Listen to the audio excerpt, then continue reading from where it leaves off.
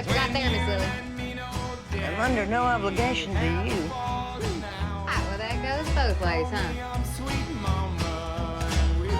I understood her flaws in this script. I understood like how that was important for story and how that was in history, mainly her reputation as being difficult and argumentative and wanting to be the star in the center. And when I read it, I just felt really sorry for her, and I had a lot of empathy for her. And I also thought, you know, she was the businesswoman out of the two of them, and it's 1946-ish, and I don't think that's really welcomed when a woman calls over and over again to a radio station saying you have to listen to this album, you have to listen to this album or this recording.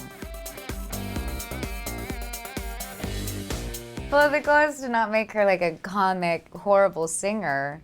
I actually think I've made her sound better than she really does in life. But it's also because the recordings are so bad, so it makes everything kind of sound funny. I wanted her to sound okay to an average ear and really not great and poor skills to someone like Rodney Crowell. And so Rodney and I would laugh every time I would do this like kind of crack fake yodel. He loved that, so I kind of played that up once we figured that out.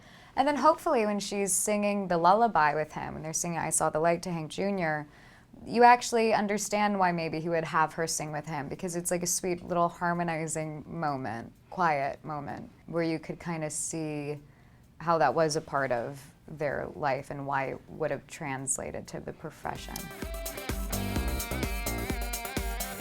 I love accents. It really helps me just really start with the page and the dialogue. And when you work on an accent, you also are thinking about, especially with this, where the inflections could be so musical, what the meaning is behind what you're saying, and the musicality of the language, and when you're more musical than others. And I listen to I always work with a dialect coach, and we listen to just even interviews of her later on in life after Hank, and recordings of her singing on the radio show.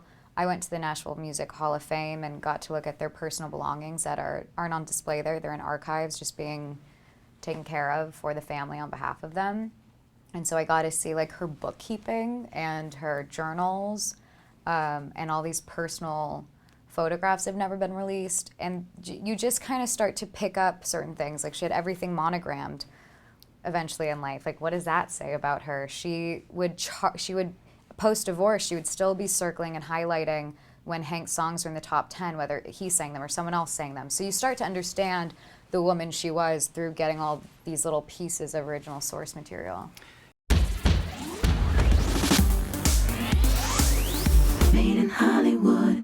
Thanks for watching this interview. As always, don't forget to subscribe and let us know what you think in the comment section below. For the next Made in Hollywood interview, click right here. Do it. Click it.